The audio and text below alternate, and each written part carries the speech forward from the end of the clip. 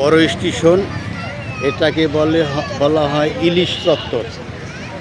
এই সেই বাংলার জাতীয় মাছ ইলিশ মাছ, এটাকে ইলিশ চত্বর বলা হয়। বড় স্টেশন খুব সুন্দর, একেবারে তরুতাজা টাটকা একটা ইলিশ মাছ জলের থেকে ডাঙ্গায় উঠে আছে, ঠিক না?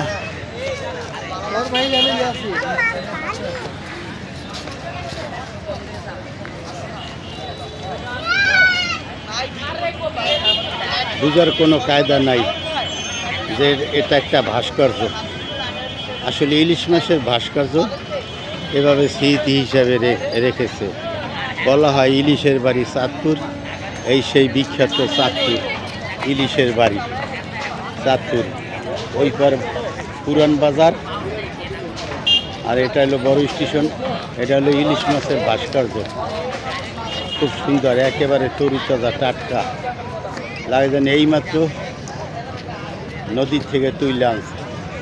আসলে এটা একটা ইলিশ মাছের ভাস্কর্য, খুব সুন্দর।